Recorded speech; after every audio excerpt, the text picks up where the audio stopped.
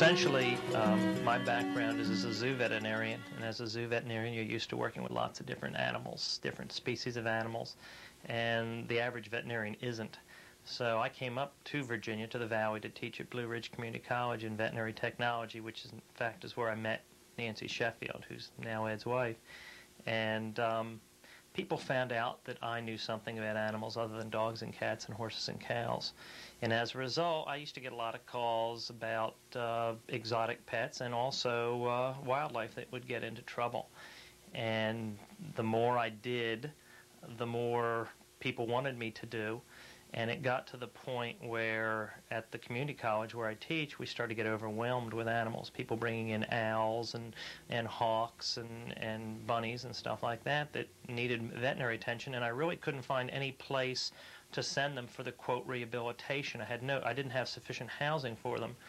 And on top of that, the president of the college was somewhat concerned about turning the community college into a home for wayward animals and was giving me a lot of grief about doing so. And Ed and Nancy came over one night to the house, and when I was telling them this story about the problems we were having at the college, housing all these animals, and at the time I think it might have been 5 animals. I mean, it wasn't a huge number.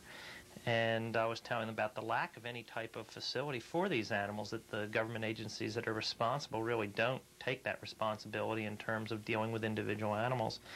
And I said that, if I can get somebody who would do the fundraising and the political end of it, that I'd like to start a wildlife center. And I did not say that thinking I was going to start one at that point in time. But anyway, Ed got excited about it and said, well, why don't we just do it? Well, every year we get literally hundreds of owls in, and in almost every case they're hit by automobiles. It's not because they are blinded by the lights, as the common wisdom suggests.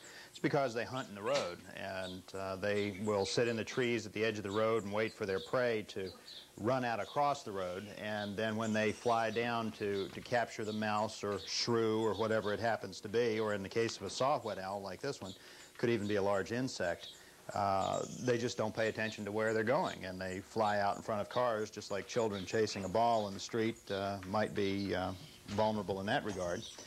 This particular one has lost his left wing to the automobile collision and is now part of our education program. In this case, obviously with one wing he'll never fly again. The wings and missing limbs do not regenerate. It's just as if we lose an arm as humans, they just don't grow back. And people sometimes don't see the correlation between human physiology and animal physiology. We get the question all the time, will that wing grow back?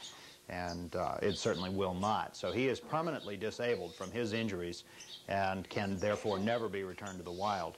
So he will stay with us here at the Wildlife Center and be used in our education program. And if for any reason his stay here is no longer needed, we would find a home for him in a nature center or a zoo. Nancy's father, Carl Sheffield, said we could use his barn in Waynesboro, and I had the medical facilities over at the college, were okay to use. I just didn't have housing. And the first year we were in operation, which was in 1983, we saw 200 and some animals. And of course, the more we saw, the more people wanted us to see. And 1989 we saw 1,316 animals. In 1990 we're well ahead of that. We're 200 animals ahead of last year. So obviously there was a need out there for a place to deal with this problem, because it is obviously a big problem. We're a rural facility here, and we get animals from all over the state. I mean, we got animals this weekend from Northern Virginia. We got animals from Virginia Beach. We get animals from Danville. I mean, there's just no other place to take these animals. A little deer fawn that apparently has just come in fact, came in just this morning. This is our case number 697. And this little fawn, just looking from the size of him, is probably not more than about 4 days old. Probably weighs about 3.5 pounds, and if that. And I'm sure with this little fawn, as with most of the cases that we see in orphaned animals, there's nothing really wrong with him, and there really is no reason for him to be in captivity. This little animal, like so many others, is frequently left by its mother for a large portion of the day while the mothers go off to feed or find water. And people come along, well-intentioned people, but poorly informed people, and find these little animals and assume that if the mother were well, that she would be there doing mother stuff, you know, knitting hoof booties or some other appropriate maternal activity. But in nature, it's not only normal, but it's absolutely necessary for the adult animals to leave the young unattended for significant portions of the day. So people find them, immediately assume something's wrong, and pick the fawns up and take them home. It's not just the deer fawns or the hawks. It's possums. It's rabbits. We've had people bring us possums from Lynchburg. We've had people bring us rabbits from Roanoke. I don't know that that's necessarily the best thing for the animal, but again, it gets back to no other place to take them. And you sit there and tell somebody over the phone what's involved with taking care of one of these animals. They're not equipped to do it. They're working 2 jobs. They're two income families, and they just don't have the time for it. So and they are interested. They do call back. I mean, we get, I would say, 10, 15 phone calls a day from people who have brought us animals to find out what's going on, how is it, etc., etc. And many of these calls are long distance.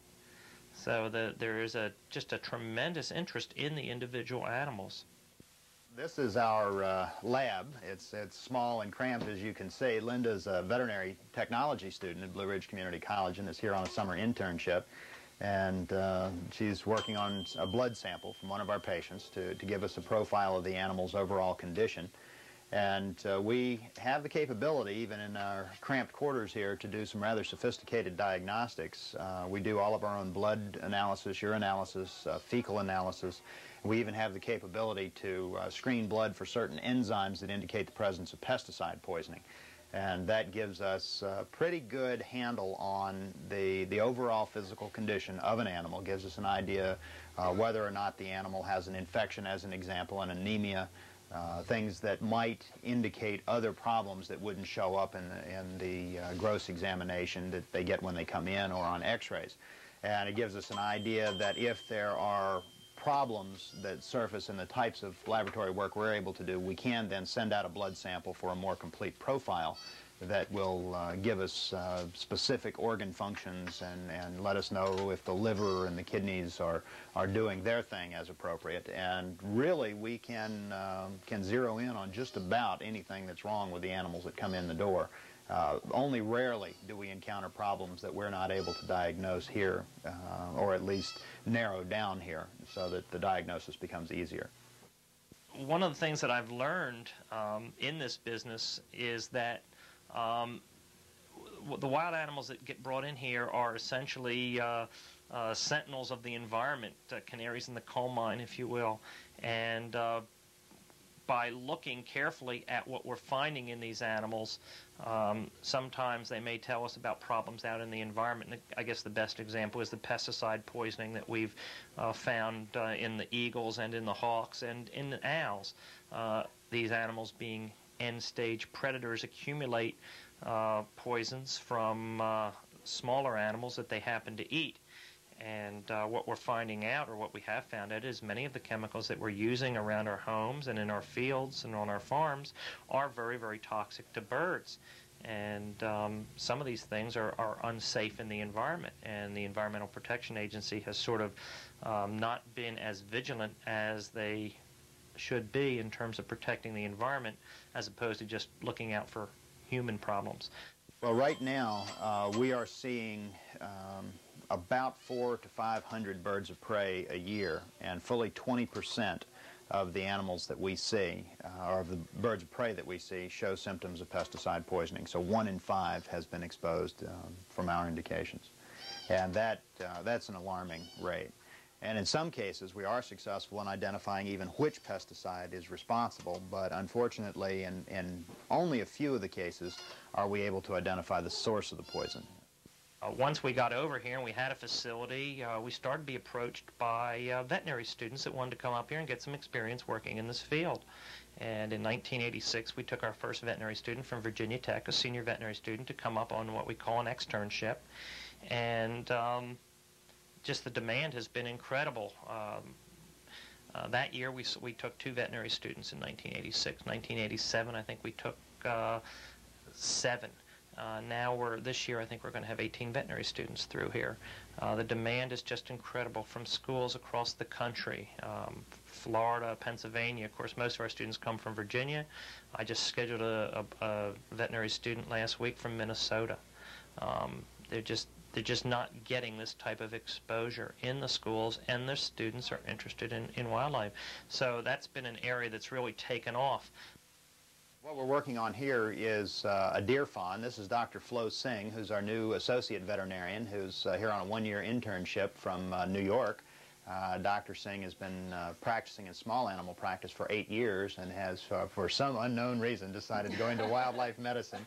And Sarah Sneed is our veterinary technician and hospital manager. And the little fawn that they're holding here is a fawn that had been attacked by a dog, and a couple just happened to be taking a walk in the woods and saw the dog attack the fawn, and they brought it into us. And Flo, why don't you take it from there and tell us what you're going to do here. Okay, great. This fawn actually came in yesterday, and on initial evaluation she was very shocky. We got an intravenous catheter established and got her stabilized, and then took her to surgery where we repaired a fractured leg bone. Right now I'm just going to do a follow-up physical and make sure that everything is going as planned. I want to clean up some of the cuts. She's already had some antibiotics this morning. So I'm going to start at the head, and I usually just start up here, feel the lymph nodes, make sure they feel fine. We decided very early on that if we were going to be doing this, we did not want to throw any barriers up in the way of the people bringing us animals. So essentially we said two things. One, that we would take anything, any native wild animal except skunks and raccoons, and that's because of the tremendous rabies problem we're having in Virginia. We will take skunks and raccoons, but we take them telling the people that they will be humanely put to sleep and they will be tested for rabies. And the other thing was that we weren't going to charge. So we take the animals at no charge to the people and do what we can to get the animals back in the wild. Essentially that's what we're trying to do, is to get the animals back in the wild. Some species cannot be returned to the wild, and then you have to make decisions there. But we did not want to interfere with the animal's right to live based on somebody's financial ability to pay. This is our surgery, where our professional veterinary staff does the sophisticated reconstruction or corrective surgeries that go on. Most of the surgery that does take place is to repair trauma or to do orthopedic corrections, fixing broken legs, broken wings, things of this nature. We frequently have to invent the equipment that we need to perform the surgery. Now, there's certain basics, such as our anesthesia machine, which is really state-of-the-art, and we do use an anesthesia that's primarily designed for humans called isoflurane. Drugs and supplies, feed, animal feed, raising deer fawns is very expensive. Caring for deer fawns with fractures, we put casts on their legs. The casting material costs $2–3 a raw, and you have to change the cast once a week. The anesthetic that we use, isoflurane, is the same product they use in people. It's $55 a bottle, and that's for 100 cc's of drug, which is 3 1/3 ounces, which isn't very much. So it gets very expensive. The new facility essentially is going to be a full-service hospital and research facility for wildlife. The research part, we've done some research here at the Wildlife Center of Virginia, because there are so many of the things we're seeing nobody else has seen before, nobody else has reported, and there's so many problems out there that we would like to be able to explore, or to explore more fully. But to have a full-service hospital that we could use for teaching as well, so that we can maybe expand our veterinary student program and maybe take 2 students at a time, so that we'd have some elbow room, so that we would be able to have more than one room to put all your animals in, so that somebody bringing an animal in doesn't walk into your animal holding area. A lot of what we've done here, in theory, is probably not the best way to do it in terms of management, but because of our limitations, both financial and structural, we've had to deal with it, and it would be nice to sort of progress to state-of-the-art, since what we are doing is so unique, and since we seem to be doing more than anybody else in the country. It would be nice to have a facility that exhibits this. Well, the raising money for the new facility is going to be quite an undertaking. As a matter of fact, the enormity of the project is somewhat overwhelming. The Board of Directors historically has functioned as a group of people who have tried to form the long-term policies of the function of the environment, of the Wildlife Center. One of the things that we have done and spent a lot of time on is the fundraising for operational purposes, which we have been doing since the inception of the Wildlife Center, and that's through grants, personal contributions, and the annual benefit that we do generally at Wintergreen.